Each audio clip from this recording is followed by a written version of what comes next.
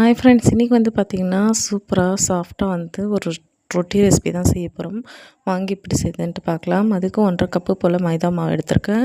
அதில் ஒரு சிட்டிகை போல் வந்து உப்பு சேர்த்துட்டு, அதுக்கப்புறமா ஒரு ஸ்பூன் போல் வந்து எண்ணெய் சேர்த்துக்கலாம். இது எல்லாமே சேர்த்து மாவு முதல்ல நல்லா மிக்ஸ் பண்ணிவிட்டு, அதுக்கப்புறமா கொஞ்சம் கொஞ்சமாக வந்து தண்ணியை சேர்த்து மிக்ஸ் பண்ணிக்கலாம். மாவு நல்லா வந்து பார்த்திங்கன்னா இந்த அளவுக்கு மிக்ஸ் பண்ணி இந்த அளவுக்கு வரணும்.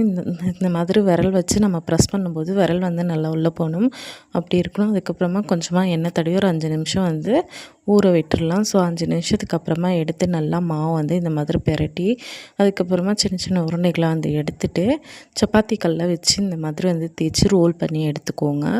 அதுக்கப்புறமா வந்து பார்த்திங்கன்னா உங்களுக்கு பரோட்டா மாதிரி வேணும்னா பரோட்டா மாதிரி நீங்கள் தேய்ச்சிக்கோங்க.